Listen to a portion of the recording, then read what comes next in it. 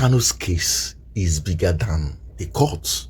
Lawyer reveals, that is our lawyer Jumako, and we are going to be looking into why this could be a good news for Nnamdi Kanu. There are cases that can be bigger than judiciary. Cases that border on national security and high political content are better handled politically, such as that of Nelson Mandela as well. In the end, it proved bigger than the South African judiciary. It was resolved politically. So can we say Nnamdi Kanu's case falls under one of those cases that is bigger than the judiciary? Yes, Nnamdi Kanu's case was bigger than the judiciary. I said it from the get-go. If you gave it to the judiciary to handle it, to resolve it, it was prone to make error or make mistakes, because the overbearing weight of the state was too much to the point that it could tilt the scale of justice in the wrong way. First, let's start with the fact that there are moments in nation's history when the courtroom is no longer the true battleground. And most of us have been saying this, that Kanu's case is so much of political, because just like I do say, he represents the 95% of the Igbo interests. So what does that tell you? You see, when a legal case grows beyond statutes and procedures and becomes a test of politics, identity, and national conscience, you would have no any other option other than to succumb. It will only take Nnamdi Kanu some days or some few months, but definitely the judgment, whichever judgment that will be passed on him, will never stand. So I want you all to calm down and listen to the things you've not heard about Nnamdi Kanu's case. That foreign soil was not named, but the laws of Nigeria required that the location of the act leading to the offense be named if it occurred overseas. If it occurred abroad or in a foreign land, that is the only way jurisdiction can be conferred on the Federal High Court, because a determination has to be made first whether that very act or broadcast considered an offense where it occurred. So we know that Nnamdi Kanu was between Britain and Kenya on the dates specified on the charge sheet, which were between 2018 and 2021. He was either in Kenya or in Britain. And then you're going to say that Nnamdi Kanu made a broadcast that led to an offense in Nigeria, and he didn't indicate where he made the broadcast, and it wasn't in Nigeria. But the laws of Nigeria, in particular, the Terrorism Prevention and Prohibition Act, Section 76, sub 1D3, required that before the Federal High Court can assert jurisdiction over a terrorism-related offense that emanated from a foreign soil, that country has to be named so that it will be determined whether that conduct is also considered a crime there. It didn't happen in this case. So on that basis, and on the basis of other secondary factors and issues, I and my team, my able team, we raised an objection to the jurisdiction, to the authority of the court subjecting the trial. But that objection was denied in September, I think either August or September of 2024.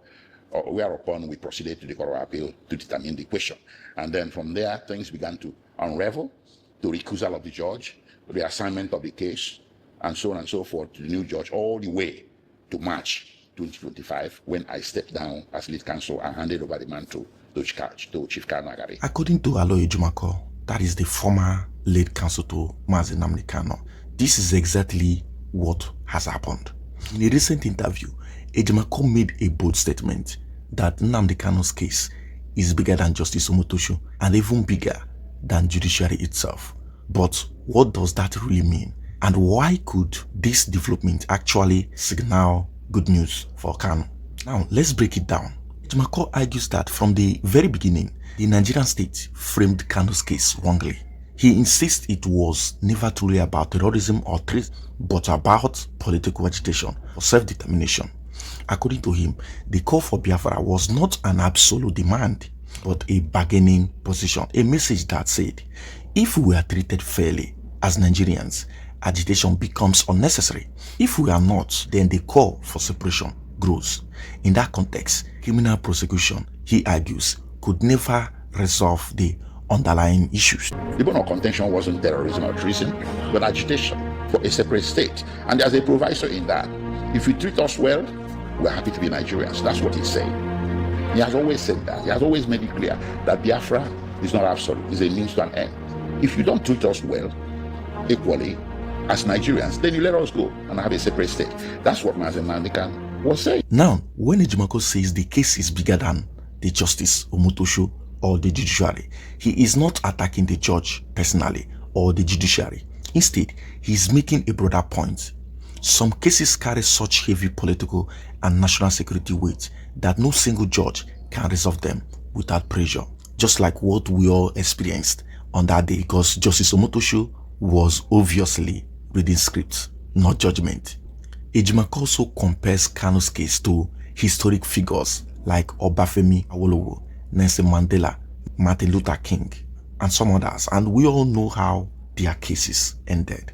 So all were convicted by courts, all were later vindicated by judges, but by political solutions. Ejimako's argument is clear. Kanu's case belongs to that category. Ejimako also highlighted many, or should I say several, legal concerns. He pointed out that the alleged offenses were based on broadcasts made outside Nigeria, yet the prosecution failed to properly establish jurisdiction as required by Nigerian law. Also revisit the issue of extraordinary rendition, maintaining that Nnamdi Kanu was abducted in Kenya, not lawfully extradited, a position supported by multiple court judgments that were never enforced on federal government. According to Ejimako, these unresolved violations weaken the legal foundation of case long before conviction. In the interview Ejimako granted recently, he insists that he has not lost faith in the judiciary. However, he warns that aggressive prosecution and political pressure can overwhelm even the strongest judicial system. He cites examples from Nigeria and abroad, arguing that when the state applies excessive force through the legal system, errors become almost inevitable. I still have confidence in the judiciary. I live in this country. I apply the trade of a legal practitioner. I practice law. So when I take cases to court, I take those cases to court with full confidence that I'm stepping into the halls of justice and justice shall be done. My problem was with the prosecution, the pace, the attrition, the muscular approach, the aggression that was fueling that prosecution can overwhelm any system, any judicial system. Now, to the part many Nigerians are watching closely, the good news. First, Ejimako dismissed claims that Kanu has been abandoned. So, according to him, Igbo leaders, lawmakers, and religious figures continue to visit and engage with Nnamdi Kanu. Currently, he praises the restraint shown across the Southeast, noting that calm has prevailed despite the emotional weight of the case. This restraint, he believes, strengthens the case for dialogue over punishment. You know, I had this fear that it may have led to an unrest. When Owolowo was convicted in the 60s, it led to Operation Wetie in Western Nigeria. Houses were burnt, people were killed, the West was on fire. So that Igbo land restrained itself is something to be commended. And that restraint is going to parlay, is going to, I think, make us all to have a very good Christmas this year, free of insecurity and everything. And I join my voice to the voices of the Igbos who have called on Igbo to continue to be restrained, to maintain the peace and all that, so that Igbo land would have a test of security like it used to do before. So, Nnamdi Kanu is our favorite son. Igbo will never abandon him. They don't. Igbos don't abandon their own in a foreign land or their own who is in distress. So Igbos are standing by him. I know that. I'm involved. I get phone calls, text messages, and everything has always been about expression of solidarity and fraternity with him. It happened to all of us. It's not only to him. Most importantly, Ejimako suggests that the growing acknowledgement that Kanu's case is political rather than purely criminal increases the chances of a non-judicial resolution, whether through executive intervention, negotiation, or political settlement. And in cases like this, it shows that such outcomes often come after the court have reached their limit. Listen closely. Now, what Aloy Ejimako is ultimately saying is not that the courts do not matter, but that courts cannot fix political fractures. Nigeria now faces a choice: continue down a path of legal finality, or confront deeper political questions that brought this case into existence. As history has shown, from Owolowo to Mandela, some cases are not resolved by judges or judgment, but by decision of statecraft. And if Ejimako is right, Nnamdi Kanu's case may be approaching that turning point. Now, coming back to why Nnamdi Kanu's case is over 90% political, Nnamdi Kanu's legal battle is not just a courtroom drama. According to political analysts and legal observers, it is more than 90% political, and a lot of people knows this. Kanu is not just an individual defendant. He carries the political interests of the Igbo people and one of the Nigeria's largest ethnic groups. This makes the stakes far higher than any legal ruling. So when he says that Nnamdi Kanu's case is bigger than a judge, it is very, very justifiable. Now listen to this. Kanu represents the collective aspirations of a major ethnic group in Nigeria, and that is Igbo. We all remember the Biafra war. We also know how the federal government of Nigeria do not wish to go into that again. And jailing Nnamdi Kanu to the time frame they've actually given him, and also executing him, is just going to be impossible, because any judgment against him, even from the appeal courts or Supreme Court, cannot practically stand if it is seen as unjust or oppressive. And whatever judgment that would come to Nnamdi Kanu today, 90% of Igbo people, over 90%, would always believe that it is not fair, even if it is for 1 month to stay in the prison. So a lot of people believe so much in him, and that is why the issue can only be resolved politically. So putting it simply, the case is not just about law, it's about identity, representation, and political legitimacy. I mean, if the Supreme Court or Appeal Court says execute Kanu today, it will never stand. That is not just a legal case. It will be like the federal government starting a new civil war against the Igbo people. So this highlights a key realities. First, Kanu's ideology is majorly tied to Igbo people, the Igbo group, giving him political weight that legal rulings alone cannot override. Secondly, any extreme judgment could spark national unrest, making enforcement almost impossible. In other words, for you to understand more, the political dimension outweighs the legal one, making this a case where law intersects with ethnic and national politics. Looking at the obvious from what you said now, you try to test the waters, and of course you saw that undoubtedly the waters were definitely not going to be fair.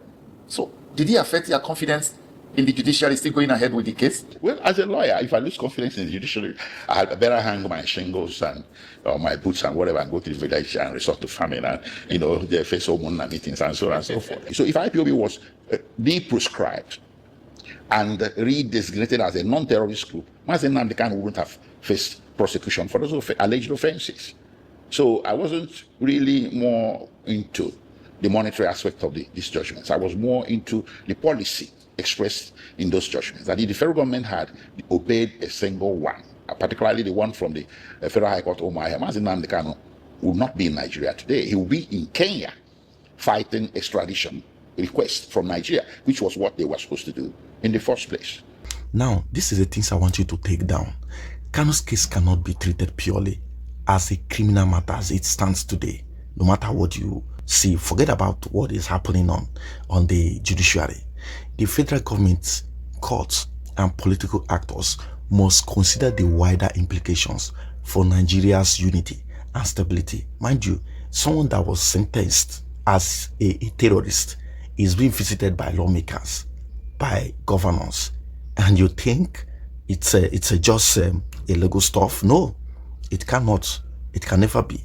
Any resolution is likely to come through political negotiation or executive intervention rather than court orders, and this alone is the only resolution. So as Kanu's case continues to unfold, one thing is clear: this is more than a legal battle. It is a political test for Nigeria. Anything that happens to Nnamdi Kanu will directly influence the country's unity. His case represented the voice and the aspirations of the Igbo people, one of the Nigeria's most, or should I say, largest ethnic groups. So any perceived injustice could heighten tensions, while a measured, politically sensitive resolution could strengthen national cohesion. The eyes of the nation are watching closely. How this case is resolved could set a precedent, justice, unity, and political dialogue in Nigeria. I'm very sure that Bola Ahmed Tinubu is not ready for another civil war, so he should act wisely and do the needful. As always, this is about perspectives, your domain for unfiltered news and raw political analysis. This is not me trying to back up the emotional time of the Igbo people. This is me stating the facts according to history and what the history stands, and also what people should expect. So here we give it to you with the mainstream media cannot oblige to. If you found this analysis insightful, don't forget to like, share, leave your comments. Let's understand your opinion. And most importantly, don't forget to smash the subscribe button, subscribe and turn on the notification so you'd always get notified each time we drop a new update. Stay informed, stay engaged, and keep watching